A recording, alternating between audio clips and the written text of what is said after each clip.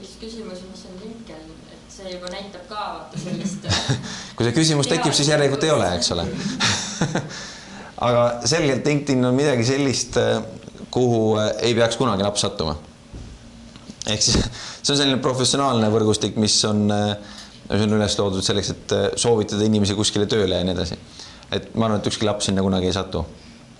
Ja selle küsimustiku mõttega tavaliselt on selline, et see vahe on siin, et lapsed tavaliselt satuvad siin ülemisse otsa rohkem kui alumisse otsa. Ja kokku saame me kuskil seal Skype'is ja MSN-is. See on see koht, kus meil on mõlemal konto. Kui me räägime lapsest ja endast, siis suhtluskeskkonnad, kõige tavapärasemad, lihtlabasemad suhtluskeskkonnad on need, kus me saame lapsega kokku. No e-mail on meil ka kõigil olemas, on ju. Nii lapsel kui meil on. Koht, kus me oleme koos ja kõik ülejäänud veebielamused enamasti on erinevad. Usute, et see nii on? Olete ma lapsele ka tihti rääkinud, et see nii on? Hullad ja kus mina hullan, et need on kaks erinevat maailma. Ma ei tea sellest mitte midagi. Et see on see, mida peaks kindlasti oma lapsega rääkima. Ehk siis, et kui te olete ka tohutult interneti aktiivne lapsevanem, teile nii jõudselt meeldib see käia, igast asju teete seal, siis teie lapsele võib ka jääda mulje, et te teategi kõike, mis seal on. Selline mulje on väga lihtne tekkima. Ehk siis, et kui me käime mõlemad Selveris iga päev, siis meil mõlemal on arusaamine, mis Selveris müüakse. Aga vaadake, veebiga ei ole päris sama moodi. Et kui me käime mõlemad veebis, siis me ei tea, mis seal veebis on samamoodi. Ja seda kasutuskogemust tuleb aktiivselt öelda, et minul ei ole sama. Mina ei tea, mis tehakse reidis. Mina ei tea täpselt, mismoodi see teil seal välja näeb, et teil see feim nagu tõuseb või langeb. Aga kuidagi see käib, ma tean. Ma olen kuulnud, et olen lugenud, et kuidagi see käib. Aga kuidas täpselt, ma ei tea. Samuti, te ilmselt ei tea väga paljusid asju, mis mängukoopas toimub. See ei ole nagu teie jaoks oluline igapäevaselt. Ja laps kindlasti ei tea väga hästi, et mismoodi te Facebooki kontot loote või mismoodi te oma blogi kirjutate. Võib-olla see kõik ei ole tema jaoks oluline ka veel. Usute, et niisugused erinevus on. Ja see on asi, mida laps tegelikult tihti ei taju või ei pane endale kuskil üles kirja. Kuskil tema ajus see nagu on olemata. Ja kust see välja tuleb on see, et uuringutes on Eesti lapsed öelnud, et miks nad ei räägi lapsevanemale ühest või teisest kogemusest veebis, sest kõik ju teavad seda. See on tema vastus. Kõik teavad, et see on nii. Ja ilmselt tema ümbruskonnas see ongi nii. Kui teie aktiivselt ei ütle, et mina ei tea, kuidas sinul seal on ja kuidas sinu sõpradel seal on, siis tema ei tea, et teie ei tea. Eks? Et rääkige aktiivselt sellest, et ei tea ja see mitteteadmine tuleneb just nimelt sellest, et kasutajakeskkonnad on erinevad, loodudki erinevale sihtgrupile ja te ei saa sama kogemust evida. Ma siin alati olen küsinud, et kas te kujutate ette, et kui laps satuks teie tööpostile üheks päevaks, et kas te siis õhtuks, olles teie asemel teie toolis, saaks aru, kuidas teie töö välja näeb? Ilmselt ei saaks, eks? Või ma ei tea, kellel on siis selline töö, kui saaks. Aga enamasti, eks ole, lapsesse suhtutaks selles keskkonnas teistmoodi. Laps saaks teistsuguse kohtlemise osaliseks, kõik tädid ja onud pakuksid talle kommi ja küpsist päev otsa, limonaad voolaks ojadena ja tema tuleks õhtul koju ja ütleks, et nii mõnusat kohta kui sinu töö, see ei olegi olemas. Ja teie iga päev näete seda limonaadi, võib-olla näete reklaamist õhtul. Aga vaevalt, et keegi teile töökaaslased seda nii väga toob. Kuigi te võiksite mõelda, et võib ju viia ka töökaaslasele limonaadi vahest. Aga see mõte seda taga ongi see, et kui ka teie lähete sinna reiti ja proovite siis aru saada, kuidas see käib, siis teie feim ei tõuse samamoodi nagu teie lapsel. Teie tuttavad ja sõbrad ei tule teie feimi tõstma selles reidi keskkonnas, eks ole. Ja samuti ei tule lihtsalt võhivõõrad sinna nii väga teie feimi tõstma. Ja te võite jääda oma konto peal suhteliselt üksikuks külastajaks.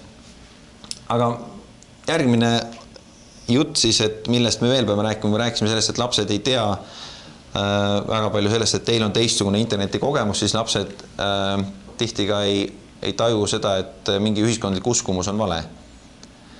Ja ma ei pea ilmselt küsima siin saalis, et kui paljud teist usuvad, et internet on anonüümne keskkond. Aga on siiski suhteliselt üsna laialt levinud arvamus, et internet kui keskkond on anonüümne keskkond ja see tuleneb sellest slaidist, ma usun, ja sellest ajastust, kus see slaid on, see on aastast 93 see slaid, ja ütleb ta, et internetis keegi ei tea, et sa oled koer.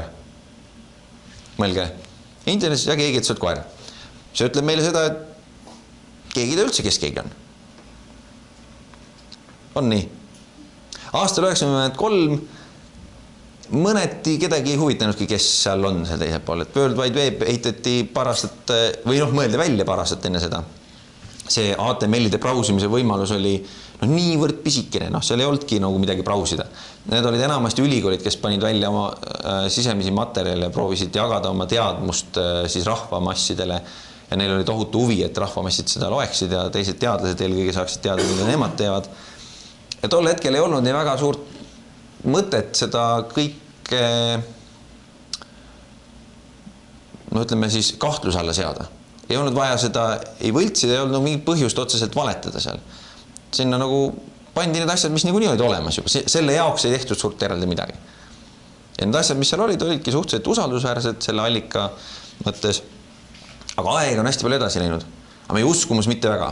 Ehk siis, et kui me siis uskusime seda kõike, mis seal sees oli, siis, ja selle jaoks oli ka põhjus, siis tänasel päeval me usume endiselt, aga põhjust enam ei ole. Ehk sinna pannakse infot üles meie kõigi poolt. Mina ka võin panna sinna infot üles ja täiesti suvalist infot. Ma võiks teile tuumafüüsikast terve artikli kirjutada. Mitte, et ma sellest midagi teaksin. Ja Eesti lastest 70% ja peale protsenti usuks seda juttu, mis ma kirjutasin. Sest nad usuvad seda, mis veebis on. Eks? Kirjasõna ei valeta, jah, et kui on kirja pandud, siis on õige. See on mingisugune selline uskumus. Ja see, mis ma tahan siin öelda, et see internetis anonüümsus on üks selliseid ebameeldivamaid uskumusi, kui me räägime turvalisusest. Et see tekitab sellise nagu võlts turvalisuse paljude tegevuste juures, see kaotab ära väga palju selliseid sotsiaalseid piire. Hästi palju tekib sellist tunnet mitte ainult lastel, vaid täiskasvanud inimestel ka, et see on keskkond, kus ei kehti sotsiaalsed normid, ehk siis me võime unustada eetika selles keskkonnas ja oma väärtushinnangud võime kuskile, me võime uueks kirjutada, me võime teistsugused väärtushinnangud mõelda sinna keskkonda. Sealt tuleb hästi palju selliseid probleeme ja see on just seotud selle uskumusega, et see on anonüümne keskkond, ehk siis seal mitte mina, vaid seal on mingisugune teine tegelane.